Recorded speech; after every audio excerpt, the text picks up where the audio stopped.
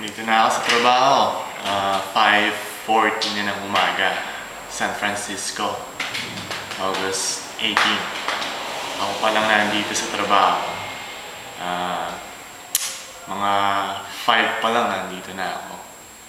Kanina umalis ako sa bahay mga 3:30. Tapos yung commute time is mga 1 oras din mula sa bahay, mula sa Alameda. Yan, dito lang ang pwesto ko sa trabaho. Ito yung pinaka-front desk ng building. Dito lang ako. Pag may darating ng mga kliyente, mga bisita, yung usual na procedures lang ng building, pinapasignin lang, gano'n. Bali, dalawa kami pag yung araw, para kung gusto mag-break ng isa, pasalitan lang. Medyo mahirap ng konti, pero okay lang din. Maganda naman kasi yung kumpanya. Bentley Holdings yung pangalan ng kumpanya namin. Medyo stressful pag may mga bisita o kaya mga kliyente na pasaway. Pero sanayan lang din na depende na kung paano mo i-handle yun. Yun, dito lang. Ito yung pinaka-lobby ng building.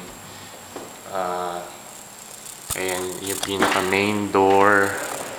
Ayan, ito yung pinaka-picture ng old building. Siguro mga 100 years ago, 100 years na yan, itong building na to. 10-story building lang. Tapos may rooftop siya. Yan yung old picture ng building dito sa San Francisco. Ito. Yan. Yan yung mga old pictures ng San Francisco. Ito yung desk ko. Yan. Ito yung mga sign-in sheet. Ito yung may building cameras. Ito yung laptop namin na ginagamit para sa mga documents, filing, tsaka kung ano-ano pa. Ito, nagkape na ako. Ayan yung bukod sa main phone, meron ding company phone, cellphone. So dito lang. Ayan mga ano dito, kumpanya. Merong law offices tsaka Japanese credit card company. Tapos may mga lilipat pang iba. Ito yung old pictures. Ito, California Street, San Francisco. Mga 100 years ago na rin yan. Ayan. Mga collection ng ng may-ari ng kumpanya. Chris Bentley yung pangalan ng may-ari.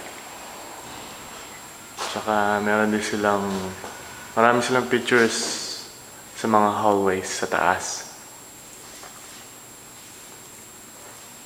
Yan, ito yung elevators. Lalabas tayo sa pinaka downtown ng San Francisco. Maaga pa kasi kaya medyo madilim pa. Pero marami na rin nagdadaan. Ayan. Yun yung Macy's. Maraming nag-shopping dyan. Minsan ako nag-shopping din, kaya lang hindi madalas. Medyo mahal dyan, pero okay lang din. Yan yung tinatawag na lang Union Square. May history ang dyan, mga Pilipino. Mamaya sasabihin ko sa inyo kasi medyo madilim, hindi natin makikita. So yun, yung hotel.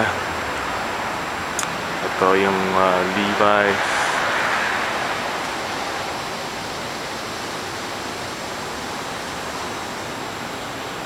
So